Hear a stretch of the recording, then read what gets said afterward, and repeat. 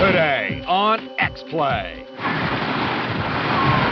An authoritative guide to our scoring system. Ordinally numerate objects. Is that any way to welcome a guest? It's game time. Railroads.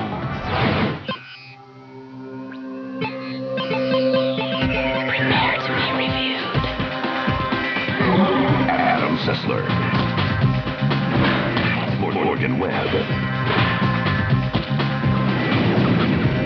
Prepare to be reviewed. Prepare to be reviewed.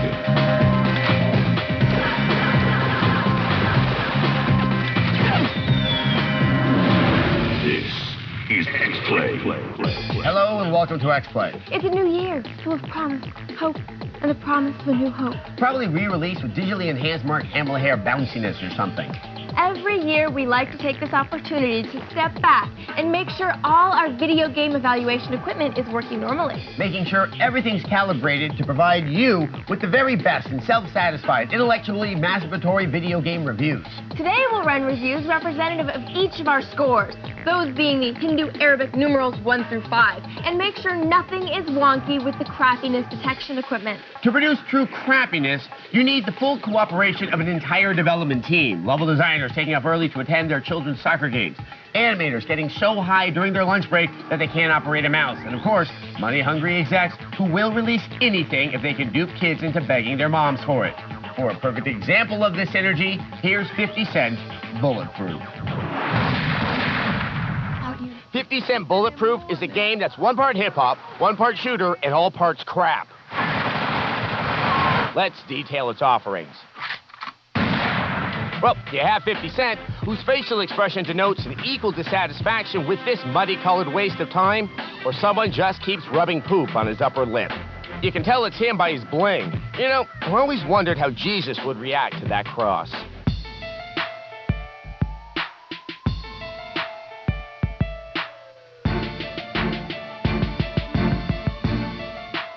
This game is about action.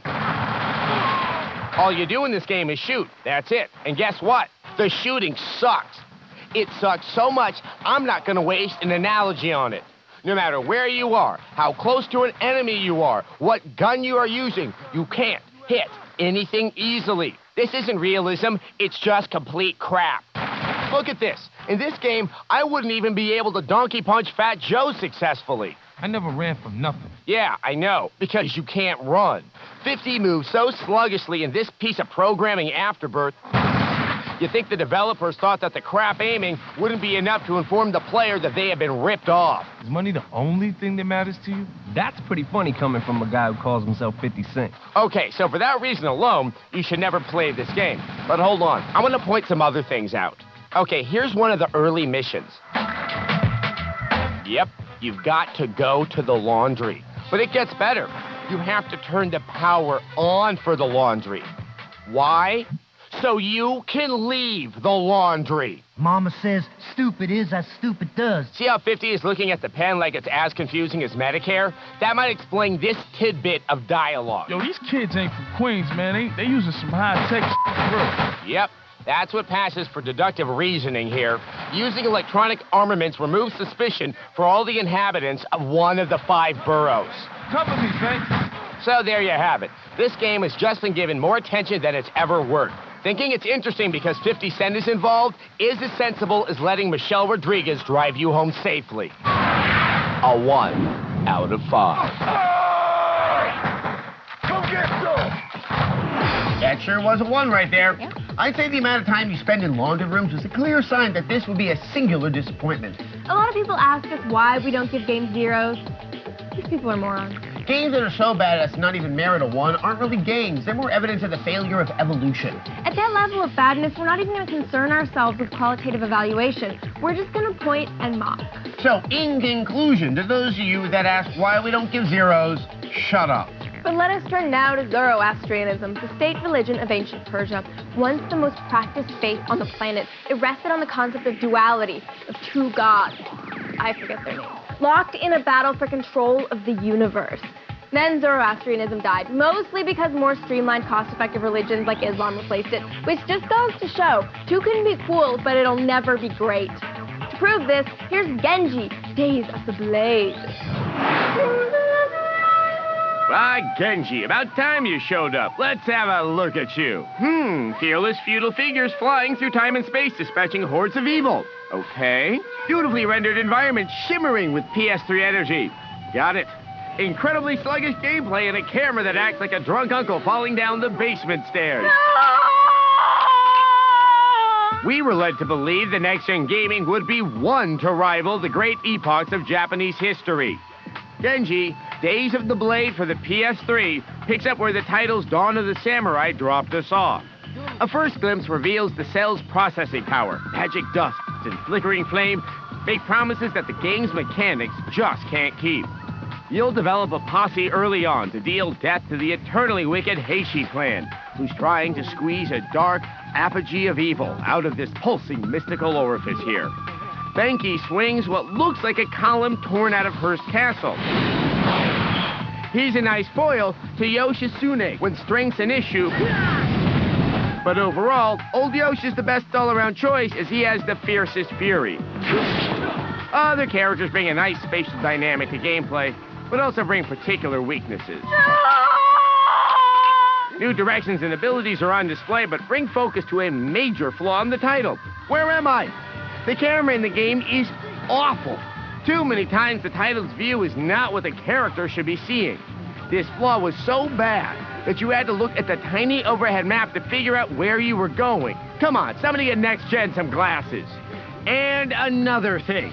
Why do these seemingly spry, well-conditioned disciples of androgyny move like a mint julep made of molten lead? Get up! Get up! Special moves, once triggered, took too long to resolve, so you can reset and face a foe from a different angle. Maybe that's why so many of them are spin moves. Here's one. When you pull off enough special moves on the field of bravura, you'll be able to take the fight to an alternate world, where you can deliver more damage in a Stardust bullet time ballroom. Careful though, your enemies can make you their date too. There's a million trinkets and ways to level up and increase weapon strength. At times though, you'll confront obstacles you didn't know your character could accomplish. Hey, do you guys know I could do that? No, I had no idea. Me neither. The game is pretty and the characters do have some highly visual combat styles. We just expected them to be better balanced with the rest of the game. In terms of a PS3 launch title, let's just say we'd rather be dry humping a large mammal in the back of a Yaris than playing it. A 2 out of 5. 2 is such a difficult score to give because it requires a game that fundamentally fails, but has a barely redeeming charm, which makes it untenable to give a 1. It's that suddenly Susan cocktail of technical competence floated atop a pile of dreck. We've so overused the word craft that we're having to delve into Yiddish. Boy. Boy. Up next, more numbers. And later, even more numbers on X-Play. Only on G4. She's really good at both calculating and eating pie. It's Morgan Webb. Welcome back to X-Play. We are readying our game reviewing equipment for a new year by calibrating them to games that are distinctly representative of our various scores. So we turn now to the Noble 3. In his essay, The Number 3 in American Culture, noted folklorist Alan Dundee cites innumerable examples of 3 as a sacred number in our culture. The Holy Trinity, 3rd time's the charm, 3 strikes and you're out. He argues that 3 is representative of male down there parts, which proves my point. Freudians are all pervs. Speaking of minds that are clearly sexually deviant, here's our review of Sid Meier's Railroad. Is there anything more exciting than the thrill of rail-based transport and commerce? Yeah. Actually, most things are more exciting than rail-based transport and commerce, but Sim Master Craftsman Sid Meier gives it his best shot in Sid Meier's Railroads for the PC. Further proof that an exclamation point really does add excitement to whatever it follows. Railroads! Meier has once again crafted a charming-looking game which continues the proud tradition of PC-based tycoonery. At its core, Railroads is about commerce, supply and demand. Greenbacks, baby. The various cities and towns represented in the game have different needs as well as different production capabilities, such as refining oil, producing food, or even bilking tourists out of their hard-earned money. Nail down what they need and what they can give you, then build, you bastard. Build. Connect towns with resources, and you'll be buying out your competition in no time. But that's not all. You can also open up shop for yourself by procuring or building production centers. Think the people in Phoenix aren't drinking nearly enough? Build them a winery, then count your cash as they slowly slide into Depression-era-induced alcoholism.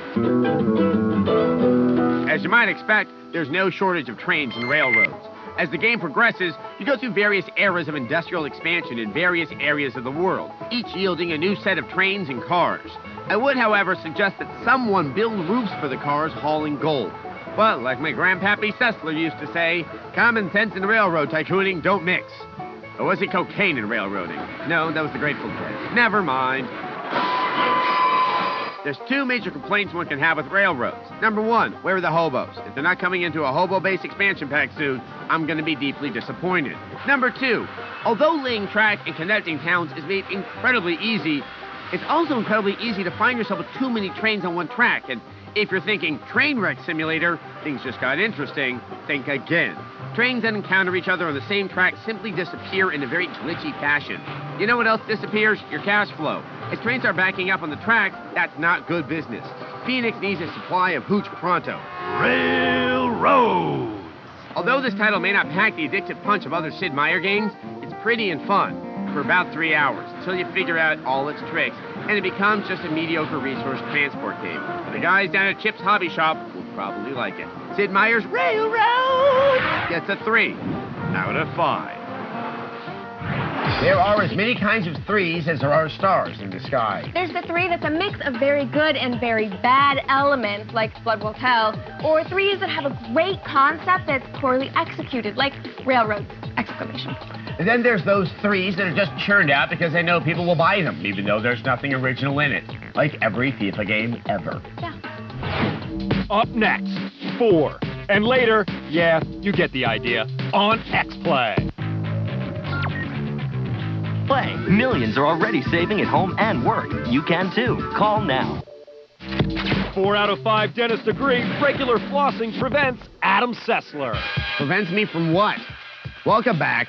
We're giving you a primer on our scoring system and what it means. Also, we've been watching all those countdown shows on E! and got kind of jealous with all the counting they get to do. So we finally gotten to the rich river bottom land of the scoring system. For a clear and lovely look at what a 4 is, here's Dead Rising.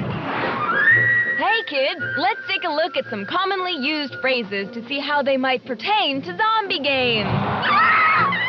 Hey, what's eating you? What's on your mind? It's what's on the inside that counts. Dead Rising for the 360 introduces Frank the Freelance Photographer. Remember that name, because the whole world's gonna know it in 3 days. A new day has risen along with the dead. And what better place for them to consume than that simmering crockpot known as the Willamette Mall? Dead Rising achieves a near-perfect balance between gallows humor and cannibalistic dread. Zombie behavior is delightfully unpredictable, aggressive, hard to kill, oddly distracted, stridently obsequious.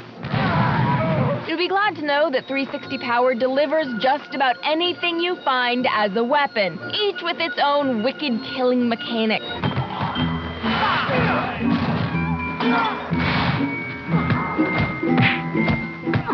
I love ballet, don't you?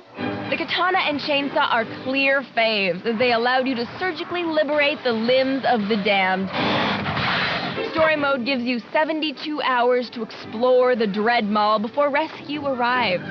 You'll use this time limit to complete objectives, save victims, and slowly uncover a cultish conspiracy that has reanimated our foully fragrant frontier. Dodging and death-dealing your way through waves of hungry stiffs bring mysterious characters into your path who give you clues to darker truths. Santa Cabeza. Santa Cabeza. Santa Cabeza. I don't know. Frank's a photographer, and getting the right shot pays you well. Drama, action, erotic. Fantastic. Are you serious? Dead Rising's wicked sense of humor makes every store in the mall a heavenly hive of beauteous bling. Though we were sad that we couldn't find a Spencer Gifts to buy Blacklight Zeppelin posters. Frank naturally develops a palette of pugilistic dance moves as the pile of corpses he's rendered dead again gets higher. If any venom were to drip from this pretty snake's fangs, it would be that the survivor AI was at times, well, dim. Victims you led to safety followed and then just wandered off enough to end up a lunch special. Follow me! Come on! Come on! Okay. Come on! Follow me! The targeting system was rustically imprecise. Aiming as an afterthought in a survival horror game? Come on. Frank also lacked dexterity in high-pressure situations. At the end of life's day, though, we loved this game. A 4 Santa Cabeza out of 5. There are really two kinds of games that get 4s regularly. These are great games with significant problems like Dead Rising, and games that are amazing but just aren't suited for everyone. The Warhammer Dark Crusade expansion or any of the Sims expansions are good examples. And we probably should take special note of the DS4. Over the past 2 years, we've gotten dozens of DS games that were innovative and amazingly fun, but we had to give them 4s because they were short and had those DS graphics. Also, they're all for 9-year-old Japanese girls. Not that that's a bad thing. Oh, no. Moments away. 5. Yes, that's how numbers work on X-Play. G4TV.com. Always fresh, always new, always plugged in. A 5th is their favorite measurement ever. It's Adam Sessler and Morgan Webb. Welcome back to X-Play. We're ensuring strict standardization of scoring this year by giving you some bright line examples of all our game scores. We come to our conclusion by giving you an example of a 5. Those magnificent games which, whatever minor flaws they may have, call out to us and say, buy me, you must buy me. For beauty, invention, and fun, here's our review of Okami. Don't throw away your PS2 yet. There seems to be a little bit of life left in the old bitch. If you're a dog, an artist, a furry, or just plain interested in having fun, Okami is for you. Okami is an epic quest set in a mythical, calligraphy-obsessed Japan. You play as the goddess-turned-mutt Okami Amaterasu. But why does the world need saving from a 4-pawed albino with a wet nose? What's that, Okami? A powerful demon named Orochi once forced villagers to sacrifice a beautiful maiden to his bloodthirsty whims? And a master swordsman confronted a mystical white dog he believed was one of Orochi's minions, only to find out the dog was Okami Amaterasu, goddess in disguise who ended up destroying the demon? Now 100 years after the defeat of the demon, Orochi is returned and Okami must help the descendant of the master swordsman destroy him before he blows up the earth in some hellish cataclysm? That is one smart dog. Who pees on demon? The stage is set for another Dog Bites Demon story, but what truly sets Okami's gameplay apart is the Celestial Brush. This watercolor set of the gods allows you to alter the world at its most fundamental and existential core. During the game, you can pause the action at any point and draw on the screen with your brush. This lets you create wind, unleash a fireball, or cut enemies in half. It is impossible to miss Okami's visually stunning woodcut art style. The world Okami explores is a cold and dying place. It's your goal to paint it with as much color as possible. Okami even leaves flowers in her wake. Ah, womanhood. But the visual jolt Okami injects into your optic nerve is just the beginning. The story that unfolds is an inkwell flowing over with quirky characters. The characters all speak with a sort of gibberish. It's a made-up language, like Pig Latin, Sim speak, and Hebrew. And it works for most characters, except this one. Ah, I play video games to get away from my girlfriend. If I had a girlfriend. In combat, you weaken your bizarre-looking enemy with melee attacks or shooting them with prayer beads. You can even use urine against thine enemy, then finish them off with a brushload of smite. Even if it isn't all that challenging, Okami is still overwhelmingly beautiful and complex, just like womanhood. Like the goddess herself, Okami is a powerhouse. Radiant, inventive, fun. This game is something truly special that's made us a believer in artistic expression. What's that, Okami? Morgan fell down a well? In the well, she discovered a race of subterranean people who have forced her to be their queen? And you want a 5 out of 5? Oh, you always know the right thing to say. Okami gets a 5 out of 5. So, that's our scoring system. And to answer the biggest question about our scoring system, let's go to viewer mail. Today's viewer mail comes from absolutely everyone. Dear X-Play, why do you use a 5-point scale to score games? You should use something more precise, like a 10 or 100-point scale. Well, thanks for the question, everyone, and now allow us to answer it once and for all. Our system is better because it recognizes that scores are broad generalizations.